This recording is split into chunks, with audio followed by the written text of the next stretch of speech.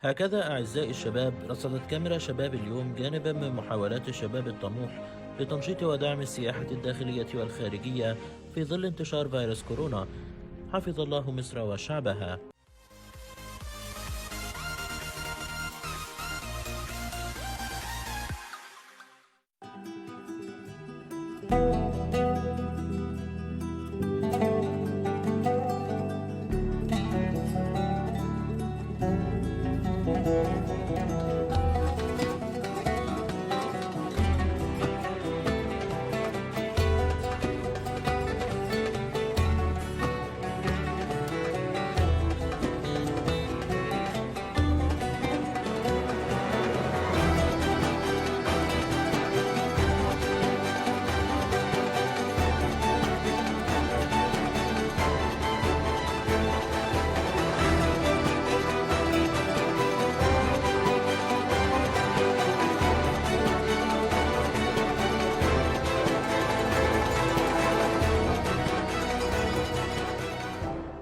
حملة بتاع سياحة، الفكرة والاسم بتاعها جالي من حكم شغلنا في السياحة.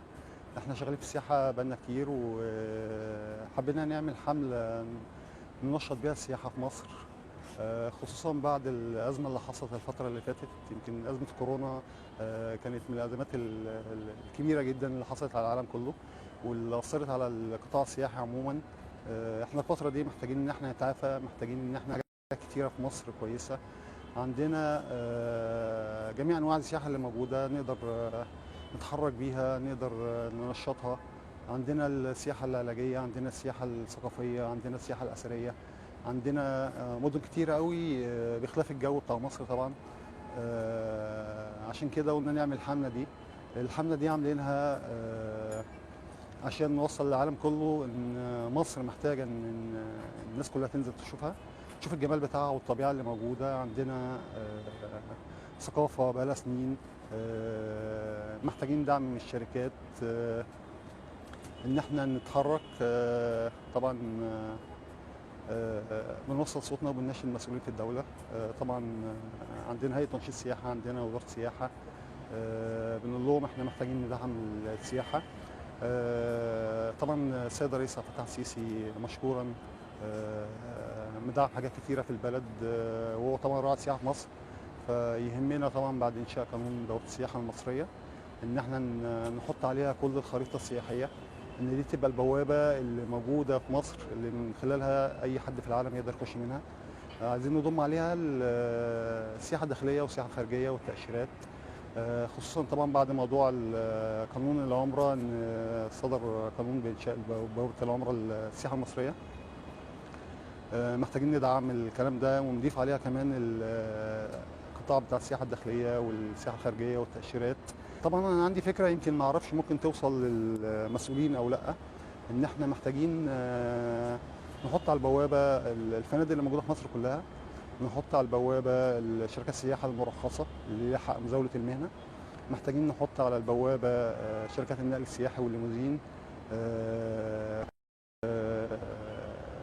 منها الدوله تحفظ حقوقها كضرائب ورسوم، وان الشركات تحفظ وضعها ككيان سياحي موجود من حقها انها تشتغل في المجال بتاعها. طبعا احنا عاملين استراتيجيه الفتره الجايه ان احنا نقوم الموضوع اكبر من كده، خصوصا ان النهارده احنا بقينا في عصر التكنولوجيا. السوشيال ميديا تقريبا هي الحاجه اللي بقت مسيطره على العالم كله النهارده في ظل الوضع اللي احنا فيه. النهارده ممكن حد يعمل فيديو على اليوتيوب او على الانستجرام يعمل ملايين من المشاهدات. احنا محتاجين نقول فكره لكل الناس، صور صوره من بلدك، صوره كويسه، وانشرها على السوشيال ميديا، دعم بيها تنشيط السياحه، دعم بيها بلدك. محتاجين ندي نداء للناس اللي بره. كل واحد بيحب مصر بره اكيد نفسه ينزل مصر، بس محتاجين نوصل له ان الدنيا عندنا كويسه، ان الدنيا امان، ان الدنيا كل حاجه فيها كويسه ولذيذه. طبعا بنحاول ان احنا نقول تنشيط السياحه ليه فوائد كتير.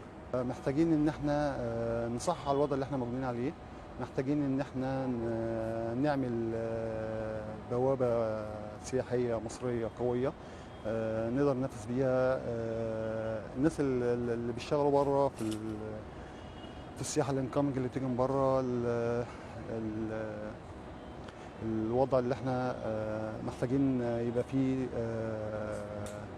تنشيط شوية من الغرفة والوزارة عشان خاطر نقدر ندعم الدنيا دي. محتاجين نعمل ندوات تعليمية، محتاجين نعمل ندوات تدريبية، محتاجين ندرب الموظفين اللي عندنا لأن هم دول الركائز الأساسية اللي موجودة في الشركات. محتاجين طبعا نعمل معارض داخلية، معارض خارجية.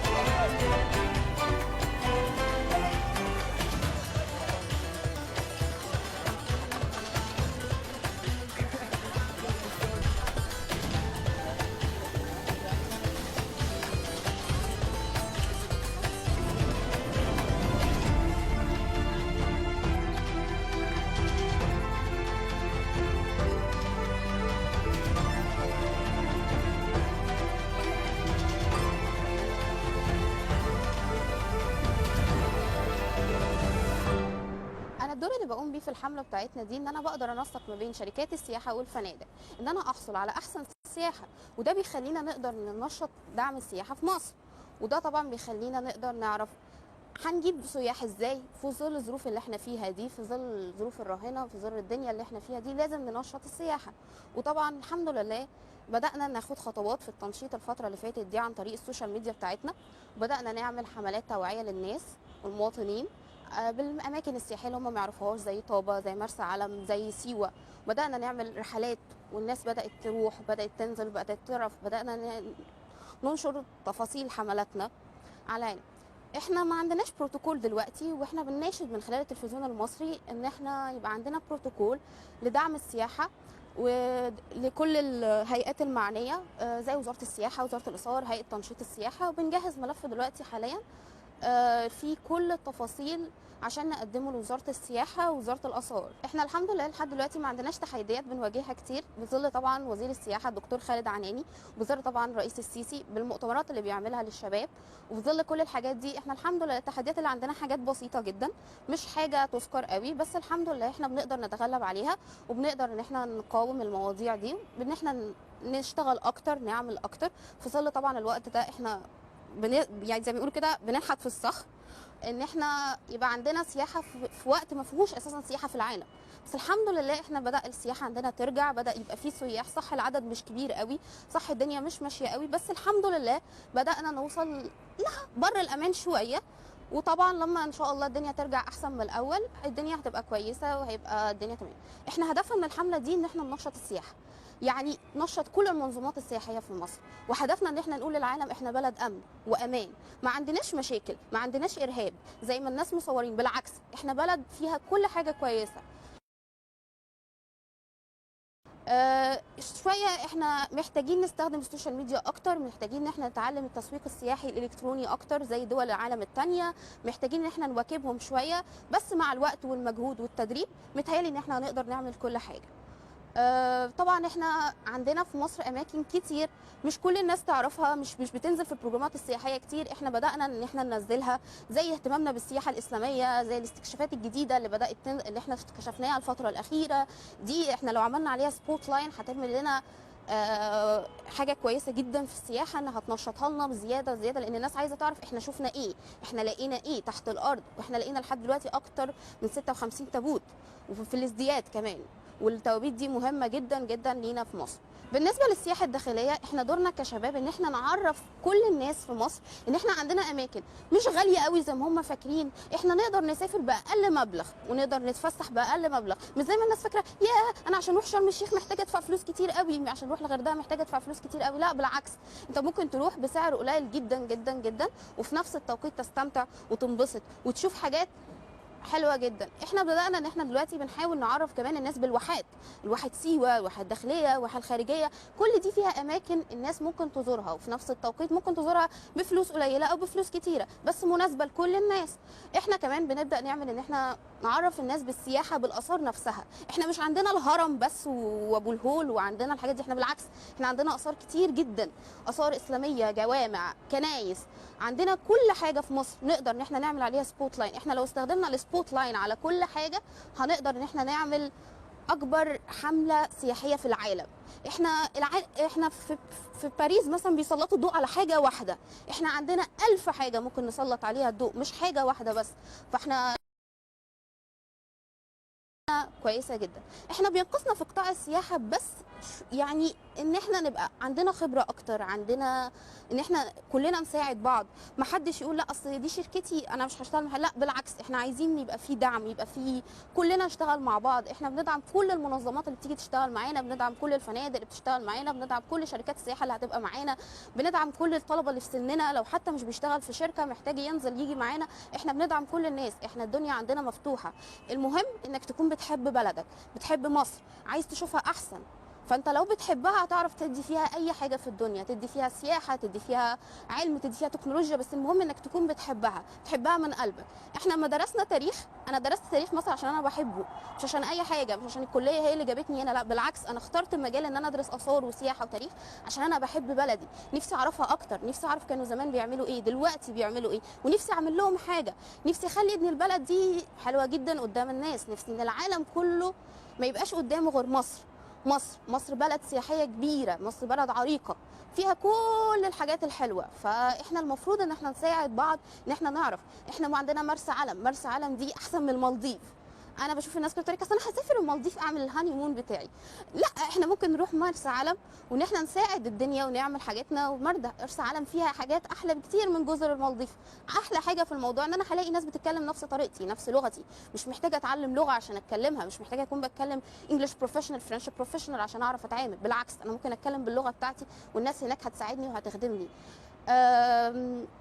كل حاجه هنا في مصر لو مشينا عليها وبدأنا ان احنا ناخد خطوه خطوه، ومحدش قال يلا نفسي، بدأنا ان احنا نتعامل كلنا مع بعض، هنبقى اعظم دوله. احنا اعظم دوله طبعا، بس هنبقى اعظم دوله زياده. وطبعا الحمد لله احنا بدأنا نعمل ده بمؤتمراتنا الشباب اللي في شرم الشيخ، احنا بدأنا نروحها وكلنا لينا دور، وكلنا والسيد الرئيس بيسمعنا، كلنا بيسمع آرائنا، بيسمع نفسنا في ايه، بيسمع احلامنا، حتى لو كلامنا احيانا ما بيبقاش منمق، بالعكس هو بيسمعه وبيتقبله بيتقبل بيه الفتره اللي فاتت دي جدا. انا نفسي اشوف مصر احسن دوله في العالم في مجال السياحه والصناعه، بس في مجال السياحه نفسي اشوفها اكتر دوله بتعرف تنظم سياحه مستغله كل نقط السياحه بتاعتها.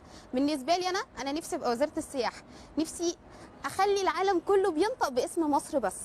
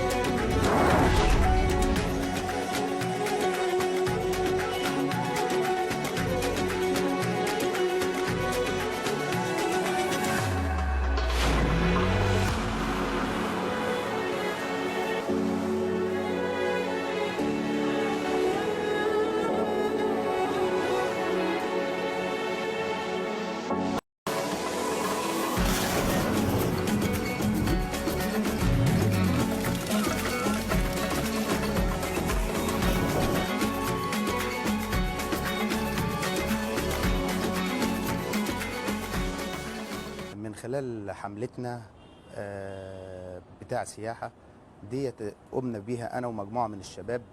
الهدف منها تنشيط السياحة في مصر، والهدف منها أيضا أنا كدوري في الحملة مستشار لهيئة تنشيط السياحة، في مستشار للحملة. الغرض منها هو التنسيق مع هيئة السياحة ووزارة السياحة لتنشيط السياحة في مصر، لأن احنا عندنا كمصريين في كنز كبير اسمه مصر الفرعونية والتاريخية. الكنز دوت مش واخد حقه كاملا. لازم في الفترة الجاية نسوق بلدنا كويس، لأن احنا متجاهلين الكلام ده. بعض الدول بتقوم ببرنامج بمعارض تسويق، بتسوق عبارة عن ملبوسات ومجوهرات وأساس. احنا عندنا كنز اللي هو الآثار بتاعتنا، ليه ما نسوقهاش تسويق يليق بيها في الداخل والخارج؟ السياحة بالنسبة لنا مش بس مصايف، السياحة بالنسبة لنا في سياحة بيئية. بيجي لنا ناس كتير من بعض دول العالم عشان النوع دوت من السياحة. برضو عندنا السياحة العلاجية. السياحة العلاجية ديت نقدر نعمل فيها حاجات كتير. عندنا كتير من الخبرات والاستشاريين في جميع التخصصات. كمان عندنا موضوع السياحة العلاجية في الرمال والواحات والمياه الكبريتية. الحاجات دي كلها احنا متجاهلينها كمصريين، وفي عموم كمصريين ما يعرفوش عنها حاجة لغاية الآن. كمان احنا عندنا الآليات اللي لازم نسوق الكلام دوت فيه. طبعا احنا اتكلمنا عن السياحة العلاجية. طبعا في عندنا السياحة الثقافية. السياحة الثقافية دي لازم نتكلم فيها لتعريف مصر التاريخية. مصر التاريخية ديت مش مصر الفرعونية فقط، لا، في مصر الإسلامية دي ما اتكلمناش عنها خالص ولا مدينها برضه حقها. في عندنا آثار إسلامية تعتبر من عجائب الدنيا السبعة، لغاية دي برضه ما اتكلمناش فيها، لازم نتكلم عليها. كمان أحب أتكلم عن السياحة الداخلية. السياحة الداخلية دي مش واخده حقها عندنا في مصر كلينا كمصريين. لازم نعرف بيها شبابنا واولادنا، ونعرف بيها حتى الكبار، لازم نعرفها بيها، لان السياحه الداخليه محدش يعرفها الا كمصايف او الاهرامات او ابو الهول. انما في سياحات كتير في السياحه الداخليه. السياحه الداخليه زي ما قلت انا سابقا ان في سياحه بيئيه. السياحه البيئيه دي بيجي لها ناس من دول العالم، في معالم كتير وحاجات كتير داخليا احنا ما نعرفهاش، لازم نبني عليها عشان نعرفها لاجيالنا ومستقبلنا واحفادنا، نعرفهم ايه هي السياحه الداخليه دوت. من خلال حملتنا ان احنا بنقول يا جماعه احنا عاوزين نعمل حملتنا ديت عشان نعرف بلدنا لينا احنا الاول قبل ما نعرفها للغريب كويس. لما نعرف بلدنا ان احنا بنقول احنا نبقى عندنا سي في كامل عن بلدنا وعن اثار بلدنا وعن سياحتنا وما نمتلكه من مقومات لبلدنا، هنقدر نسوقه كويس. دوت الاهداف الرئيسيه اللي احنا بنتبناها في الحمله بتاعتنا.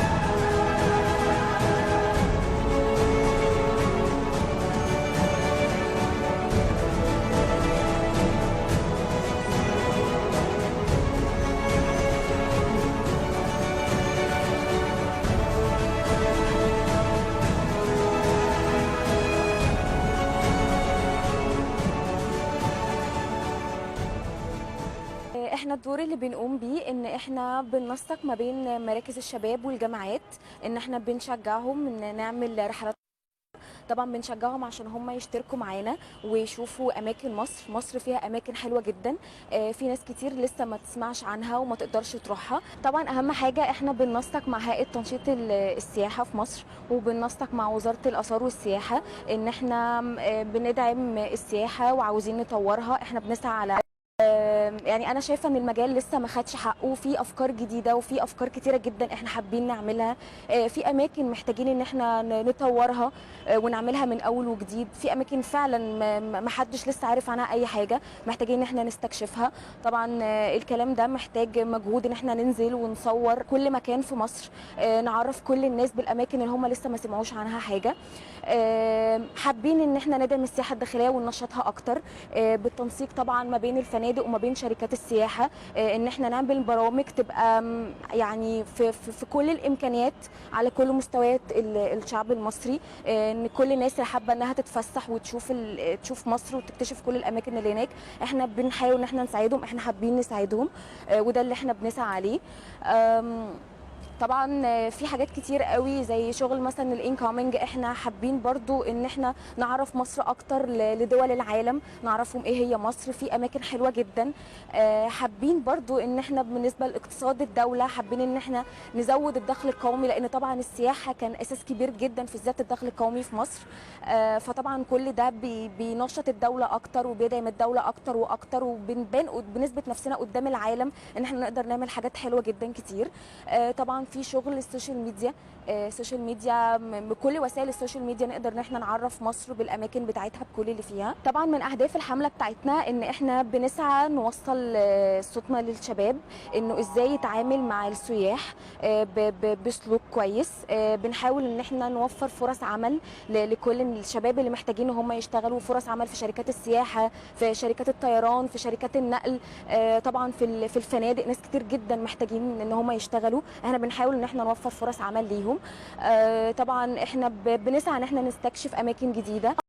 طبعا من احدى برضو الوسائل بتاعه الحمله ان احنا لازم نعرف كيفيه التعامل ما بين المواطن وما بين السائح، ان هو لازم يتعامل معاه بطريقه صحيحه، لازم يتعامل معاه باسلوب كويس وبطريقه كويسه جدا، يحببه ان هو يفضل موجود في مصر، او لما يرجع بلده يحب ان هو ينزل تاني، لان هو يعتبر السفير او العيون بتاعتنا اللي بيشرحها هناك في بلده. وطبعا هو بيشجع غيره ان هو ينزل مصر، فدي تبقى حاجه مهمه جدا. يعني يفضل ان هو ما يحصلش اي مشاكل، او هم يبقوا واخدين اي فكره عننا ان احنا ممكن نضايقهم او اي حاجه. طبعا احنا لازم يعني نوجه العاملين بالفنادق ان هم برضو يتعاملوا مع السياح بطريقه كويسه علشان يبقوا مرتاحين في المكان اللي هم فيه. طبعا مع شركات السياحه، مع المضيفات، مع مشرفين الاستقبال ان هم يستقبلوهم بطريقه كويسه. طبعا لازم نوفر لهم برامج باسعار مميزه علشان يتشجعوا ان هم ينزلوا يشوفوا مصر. غير طبعا الاماكن المهمه اللي لازم احنا نشجعهم ان هم يروحوا يشوفوها. فاحنا لازم نستكشف اماكن كتير جدا هنا في مصر ونعرفهم ايه هي يعني احلى واجمل اماكن في مصر موجوده.